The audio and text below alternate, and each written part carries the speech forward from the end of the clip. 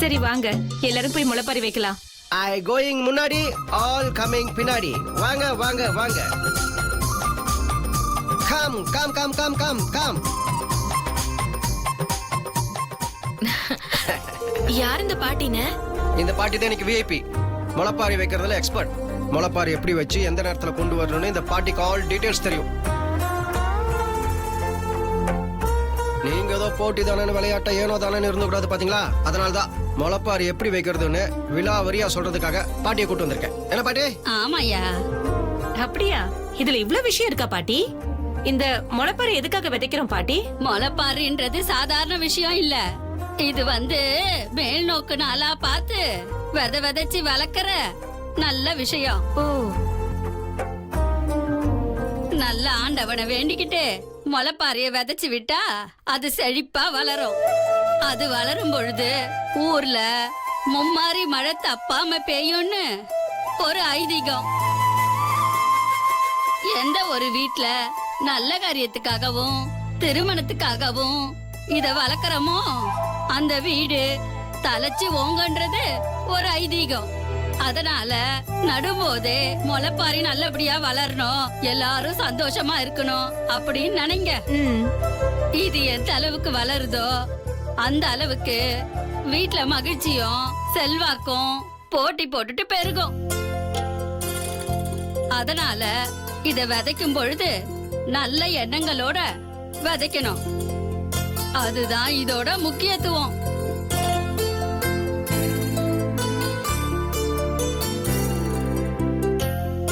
சரி சரி, சீக்கிரமா விதைக்கலாமா? இங்க பாருங்கப்பா, ஆம்பளைங்க எல்லாம் இங்க இருக்க கூடாது. அதே மாதிரி முளைப்பாரி நல்லா முளைச்சு வர வரைக்கும் கண்டிப்பா ஆம்பளைங்க யாரும் இத பார்க்க கூடாது. அதனால நீங்க இங்க இருந்து போயிடுங்க. ரொம்ப நன்றி பாட்டி. உன்னை கூட்டிட்டு வந்த என்னையே கடைசியில பேக்கப் பண்ணிட்டீங்கல்ல. என்னால போக முடியாது அப்படின்னு நான் சொல்ல மாட்டேன், ஏன்னா நான் ஆம்பளை. நீங்க எல்லாரும் அவங்க தொட்டில பேர் எழுதி ஒட்டுங்க.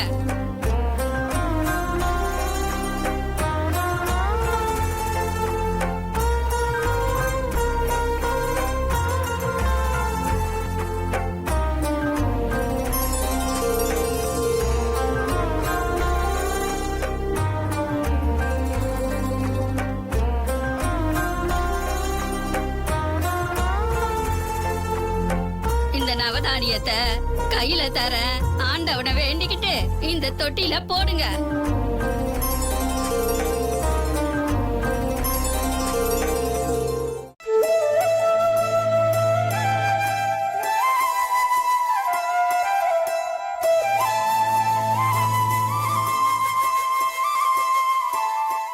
தானானே தானானே.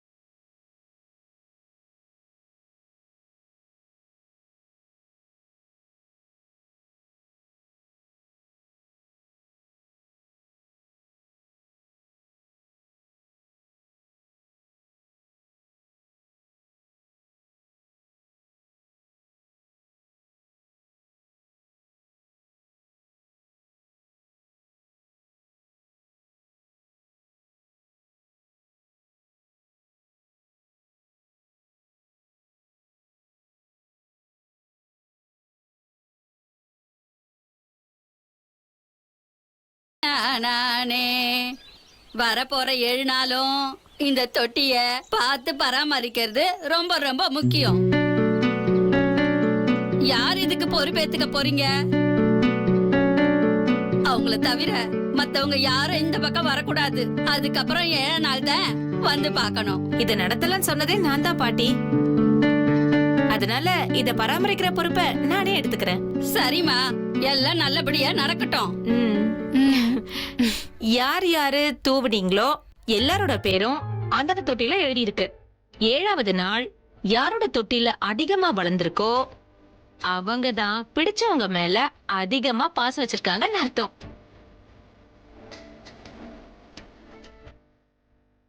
இது போட்டி நம்பர் 2. மறந்துடாதீங்க.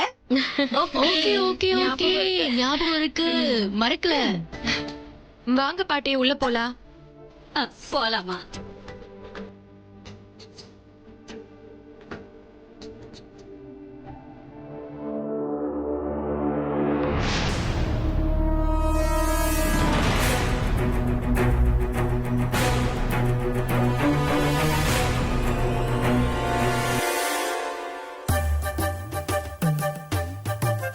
பாட்டி, முளைப்பாரி வைக்கிறதுல நீங்க தான் ஸ்பெஷலிஸ்ட். முதல்ல முளைப்பாரிய எதுக்கு வச்சீங்கன்னு ஞாபகம் இருக்கா?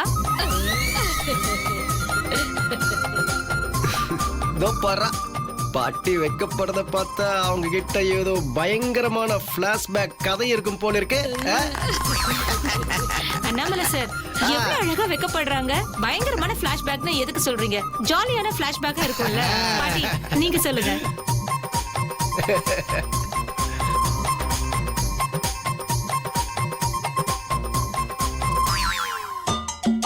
பாட்டி சொல்லுங்க பாட்டி. எனக்கும் என் மாமனுக்கும் கல்யாணம் நடக்கணும்னு வேண்டிதா முதல்ல முளைப்பாரி எடுத்தேன். ஓ, அங்கேயும் அதே மாமா தானா? Super super. அண்ணி கேட்டிங்களா? பேசாம இரு கார்த்திக், வம்பு இழுக்காத.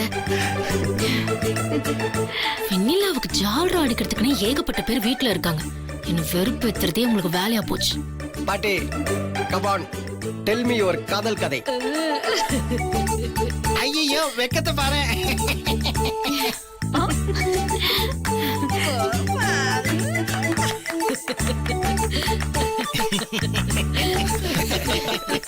பாட்டி அடிக்கடி வைக்கப்பட்டு முந்தானிகளை வாய போத்திக்கிட்டு எப்படி உங்க காலத்து காதல சொல்லுங்க. அப்பதானே அந்த காலத்து காதல் எப்படி இருக்குன்னு இந்த தலைமுறைக்கு புரியும். Come on tell tell. சொல்லவா? சொல்லுங்க பாட்டி.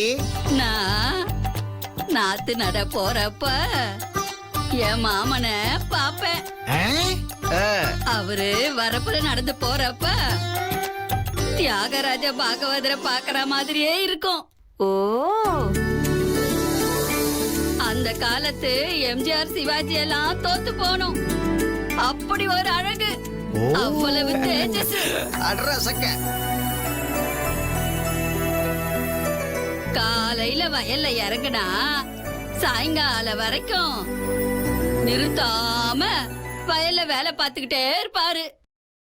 அத பாக்குறப்போ எனக்கு ரொம்ப சங்கடமா இருக்கும்.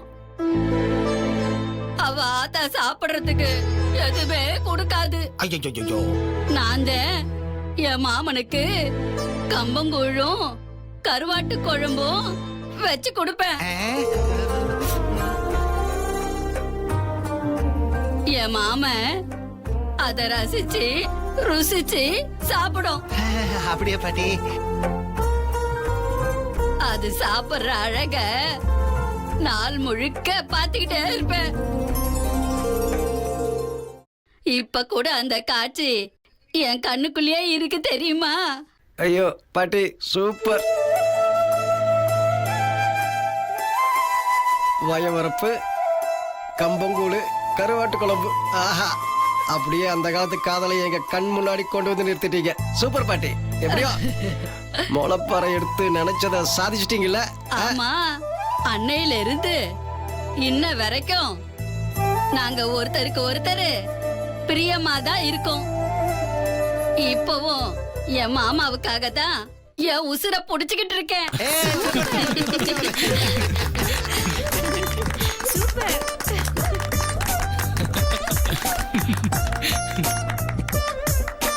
Super super super. மாமா சரியான கதை இல்ல? ஆமா, இல்லையா பின்ன? சரி, அப்போ உங்களுக்கு ஒரு லவ் ஸ்டோரி இருக்கும்ல, அத சொல்லுங்க.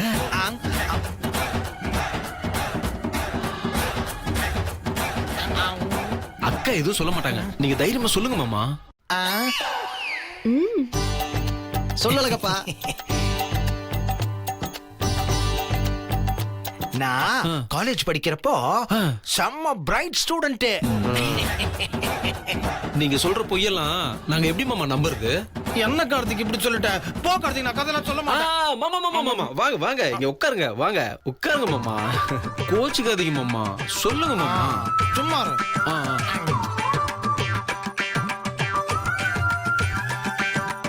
என்ன சுத்தி சந்தேகம் கேட்கறதுக்கு எப்பவும் பொண்ணுங்க நிறைய பேர் கூட இருப்பாங்க.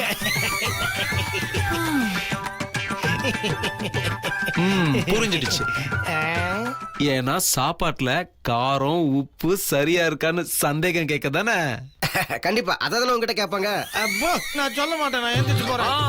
கோச்சுக்காதீங்க கோச்சுக்காதீங்க, என் செல்ல மாமால சொல்லுங்க மாமா. போ கார்த்திக். சொல்லுங்க மாமா. அப்பதான் ஒரு பொண்ணு என் கிட்ட வந்து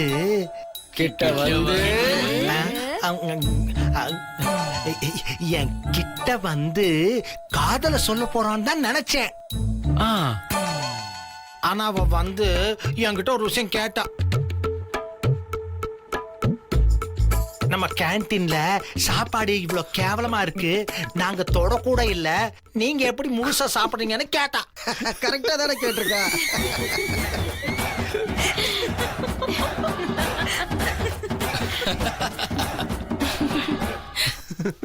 காதல சொல்லுவான்னு பார்த்தா இப்படி என் காலை வாரி புட்டா. அதுல ரொம்ப வருத்தப்பட்டுதான் நான் யாரையும் லவ் பண்ணல. அதுக்கப்புறம் உங்க அக்காவை கல்யாணம் பண்ணிக்கிட்டு என் ஜிலேபிய மட்டும்தான் லவ் பண்றேன். எப்படி இருக்கீங்க லவ் ஸ்டோரி?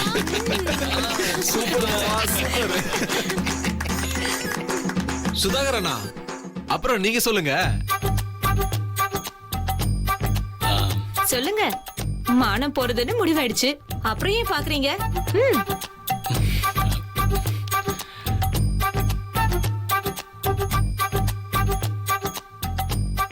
எங்க காலத்து காதல் பெல் பாட்டம் பேண்ட் காதல்.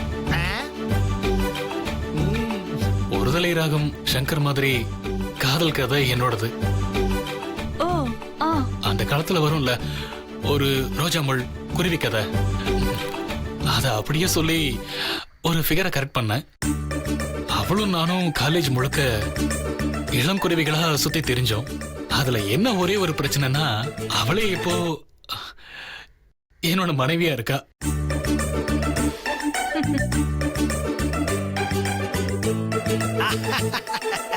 காதலி மனைவியானதுக்கு அப்புறம் காதல் மட்டும் காணாம போயிருச்சு. இன்னும் தேடிக்கிட்டே இருக்கும். வாய மூடுங்க, கொஞ்சம் கூட வெக்கம் இல்ல. சரி சரி விடுங்க விடுங்க விடுங்க. அண்ணாமலை, சுத்தி சுத்தி எல்லாரையும் கேட்டுட்டு இருக்கீங்களே, உங்களுக்கு என்ன லவ் ஸ்டோரி இருக்கு? அதை கொஞ்சம் எடுத்து விடுங்க. எனக்கு அந்த மாதிரி ஸ்டோரி எல்லாம் எதுவும் இல்லை.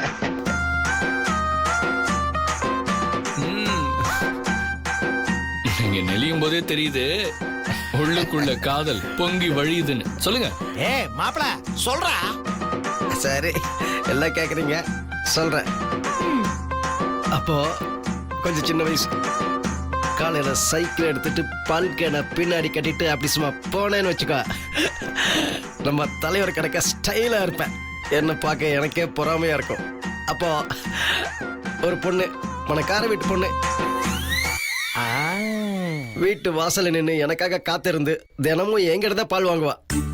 நான் பால் ஊத்தும் போது அப்படி சிரிப்பா பார்க்கணும். அப்படியே சில்லறைய சல சல சல சலன்னு சதரொட்ட மாதிரி இருக்கும். நானும் அந்த சில்லறைய பொறுக்கிட்ட பேண்ட் அவளை பார்த்துட்டு பேசிட்டு இருப்பேன்.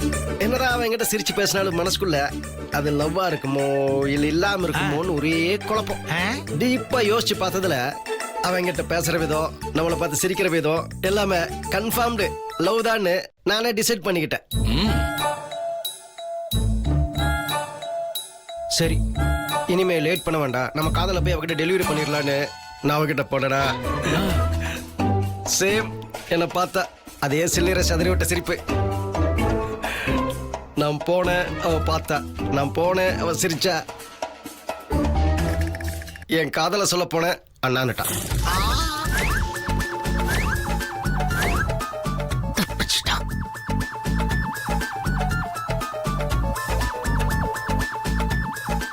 அவன் என்ன அண்ணான்னு கூப்பிட்டதும் அப்படியே என் உடம்புக்குள்ள இருக்கிற அத்தனை ஸ்பேர் பார்ட்ஸும் சீஸ் ஆயிடுச்சு.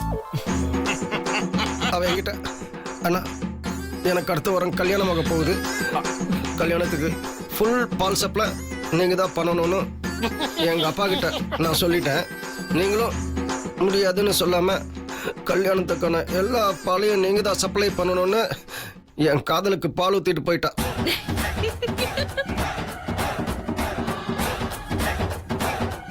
என் காதல சொல்ல அவகிட்ட கலர் கலரா பலூன் கட்டிட்டு போனேன்.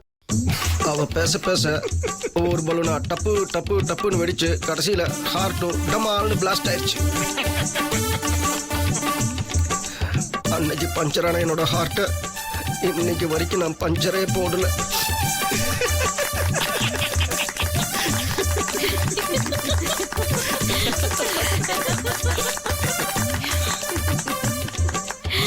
என்ன எல்லாம் சிரிக்கிறீங்க? ஸ்டாப் சிரிச்சிஃபைங். நான் சோகமான காதல் கதை சொல்லிட்டு இருக்கேன், நீங்க எல்லாம் சிரிக்கிறீங்க. சரி சரி சரி பரவாயில்ல, சிரிச்சிட்டு போங்க. கௌதம் மாப்பிள்ள சார், என்ன ஓட்டுனது போதும். உங்க ஊருக்கு ஒரு காதல் கதை இருக்குமே, அத சொல்லுங்க. எங்க ஊர் காதலை பத்தி என்ன நினைக்கிறேன்னு கேக்குறீங்க, அப்படித்தானே? நினைக்கிறீங்களான்னு கேட்கல மாப்பிள்ள சார், எப்படி காதல் பண்ணினீங்கன்னு கேட்டேன்.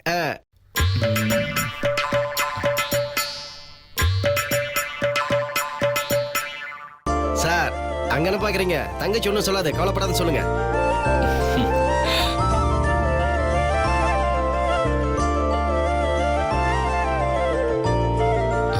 உங்க யாருக்கும் எங்க ஊர் காதல் என்னன்னே தெரியாது. ஏன்னா அது ஒரு 5 மணி காதல். 5 மணி காதலா? என்னது 5 மணி காதலா? அது என்ன காதல்னா மணி பார்த்து வருமா என்ன? அது மணி பார்த்து வர்ற காதல் இல்ல, நேரத்தை மறக்கடிக்கிற காதல். எங்க ஊர்ல இந்த 5 மணி காதலுங்கிறது ரொம்ப ரொம்ப ஃபேமஸ். மார்கழி மாசத்துல எங்க ஊர் இளவட்ட பசங்க எல்லாம் காலையில 5 மணிக்கே எந்திரிச்சு குளிச்சு பக்தி பரவசத்தோட வீட்டை விட்டு கிளம்புவாங்க. வீட்டுல எல்லாருக்கும் என்னடா பையனுக்கு இப்படி ஒரு பக்தி வந்துருச்சான்னு ஆச்சரியமா பார்ப்பாங்க. ஆனா நாங்க பக்தியோட கோயிலுக்கு போறோம்னு சொல்லிட்டு சைக்கிள்ல ஊர்வலம் போயிட்டு இருப்போம். பொண்ணுங்க அந்த நேரத்துல குளிச்சு ஈரம் சொட்ட கூந்தல்ல துண்டு முடிஞ்சு பாவாடை தாவணியில சும்மா கமா கமனு சோப்பு வாசனை மணக்க பளிச்சுன்னு தெரியிற முகத்தோட நெத்தியில வச்ச பொட்டோட வாசல்ல உட்கார்ந்து கோலம் போடுவாங்க பாருங்க. அட்டா பசங்க அவன் நம்ம ஆளு எப்ப வெளியே வருவா, எப்ப வந்து கோலம் போடுவான்னு மறைஞ்சு நின்னு தேவடு காத்துட்டு இருப்பாங்க. அவளும் தான் ஆள அப்படியே ஓரக்கண்ணால பாத்துக்கிட்டு கோலம் போடுவா. அவ கோலம் போடுறத இவனும் பார்த்து ரசிக்க ஃபைனல் டச்சா கோலத்துக்கு நடுவுல ஒரு சாணி பிள்ளையார வச்சு அது மேல பூவை வச்சு திரும்பி ஒரு பார்வை, ஒரே ஒரு பார்வை அவ பார்த்துட்டு போவா பாருங்க. அவ கூடயே 50 வருஷம் வாழ்ந்து முடிச்ச திருப்தி அதுலயே வந்துரும். இதுதான் நான் சொன்ன 5 மணி காதல் கதை.